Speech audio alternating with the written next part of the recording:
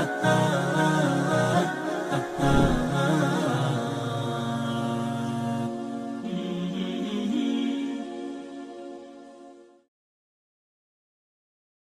alaikum wa rahmatullahi wa barakatuh. Welcome back with Najman Sari.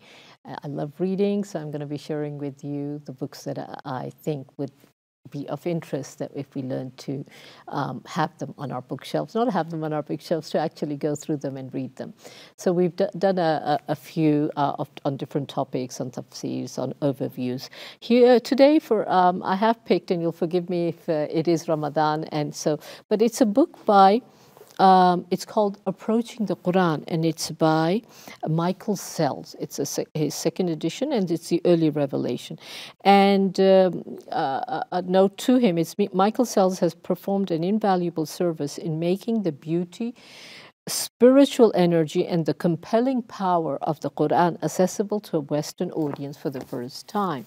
What does it say at the back? It says it captures the complex power and poetry of the early surahs of the Qur'an in the end.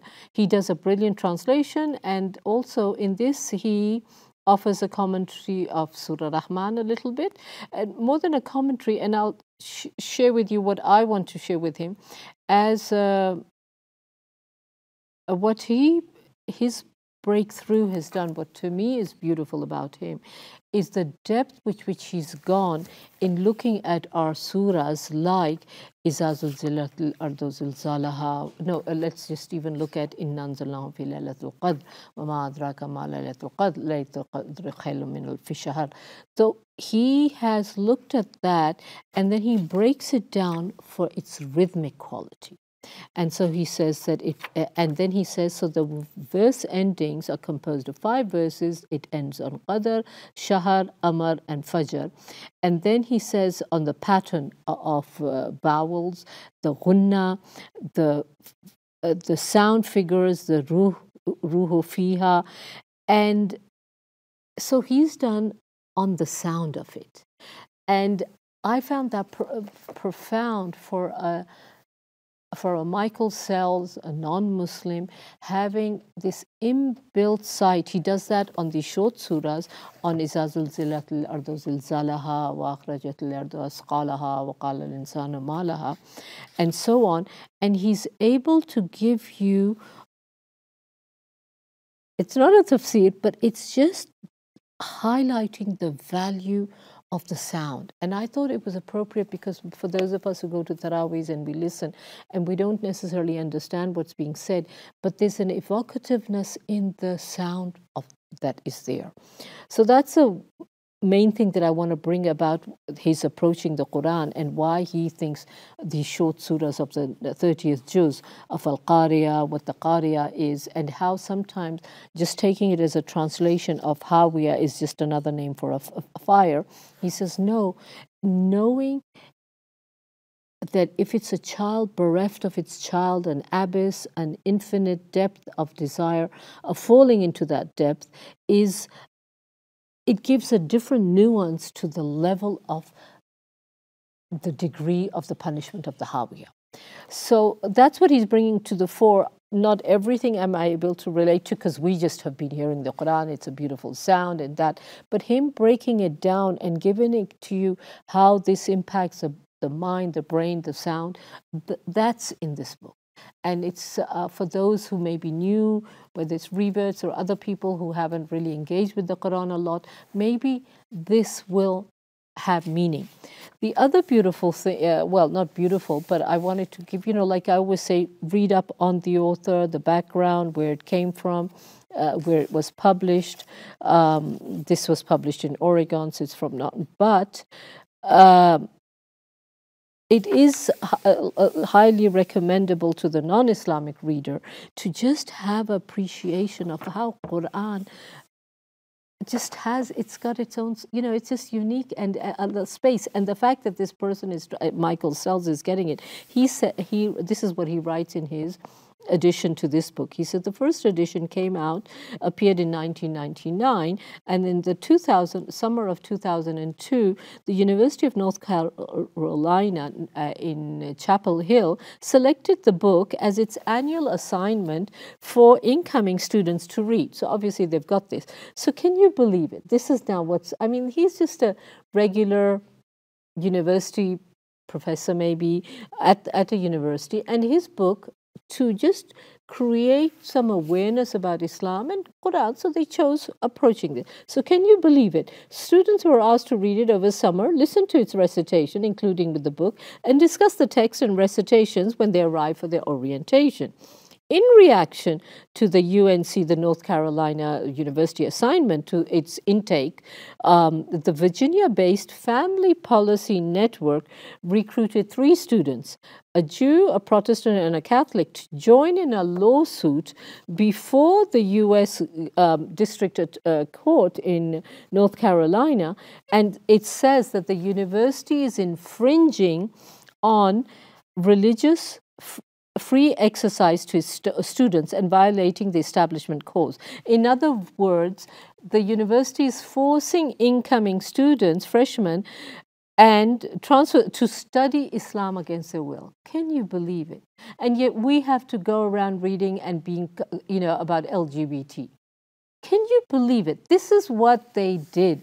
That here, for a first time, universities are opening up. Let's get out, because what you don't know, you don't like. So here, and he's Michael Sells. He's not a Muslim Maulana that they're asking him to read his book. So this is what happened. So the debate escalated to national and international fervor, reading the Qur'an at UNC, at the University of North Carolina, like it's incumbent, and everybody's talking about this.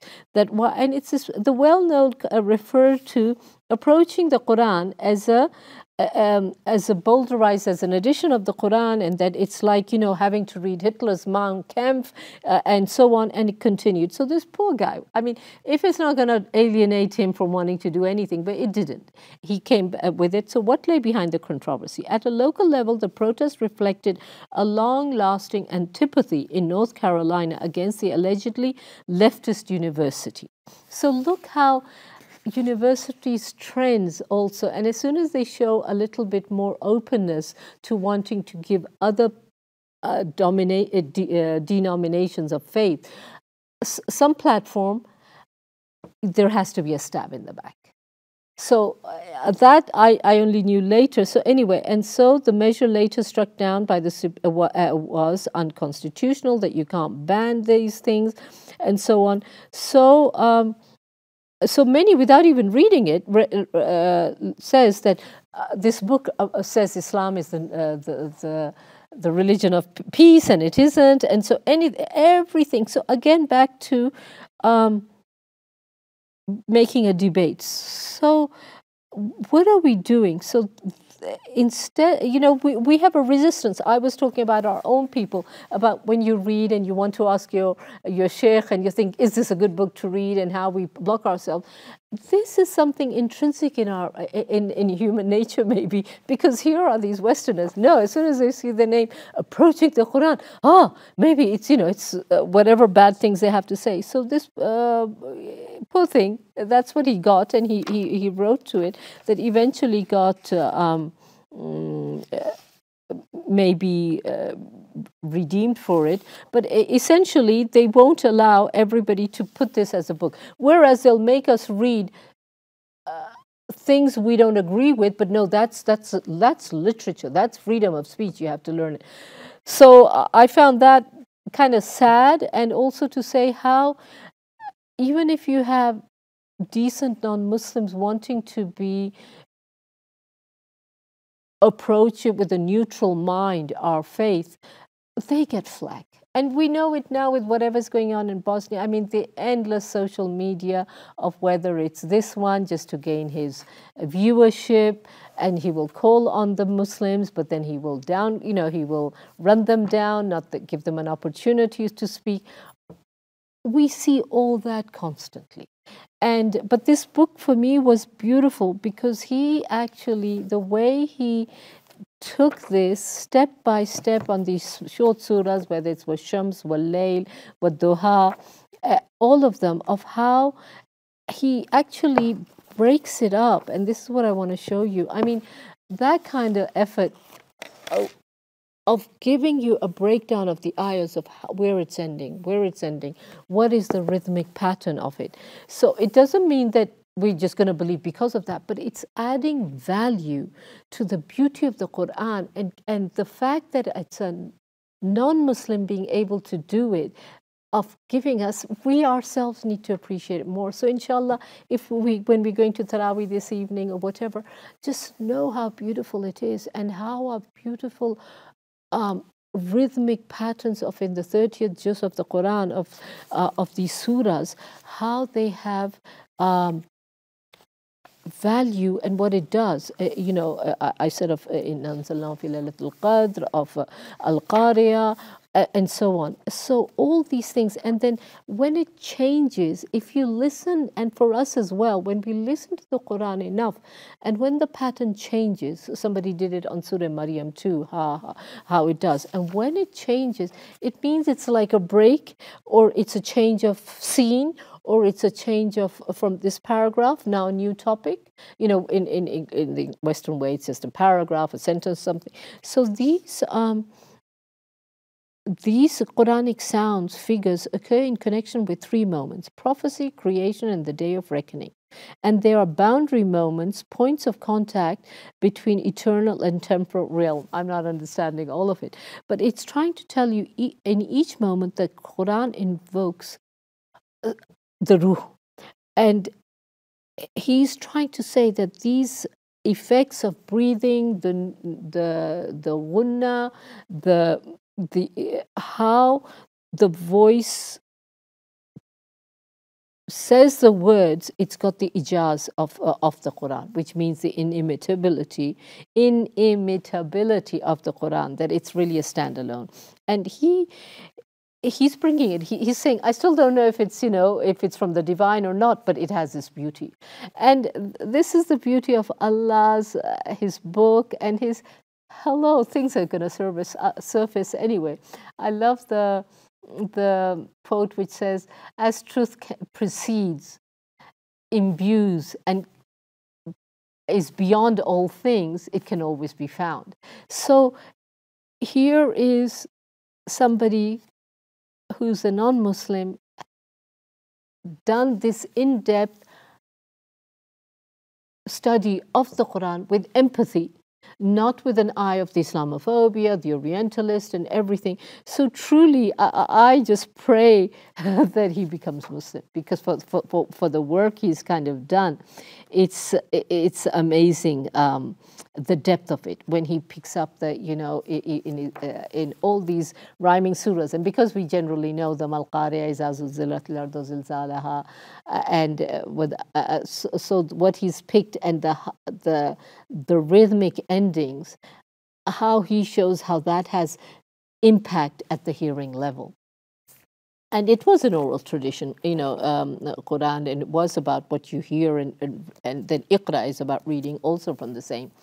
But that's the kind of beautiful thing, and I just liked, and so he sells with the book an audio of the Quran of recitations, and that what does it do? And we have seen also, other audios about people listening to the Quran the first time and what it does to them, the peace it brings them, and so on.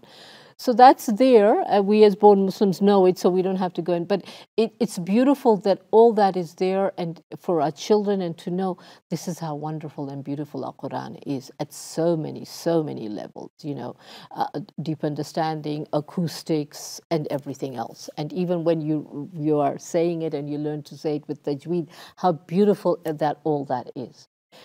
So I pray that was also useful or insightful, knowing how non-Muslims can write beautifully about the Quran too. And this Approaching the Quran by MSells is on the early revelations, is also a good reference book to be looking at around, for our interest in reading and learning about the Quran and about everything that's to do with our faith. So with that, I take your leave, and inshallah till next time. So assalamu alaikum wa rahmatullahi wa barakatuh.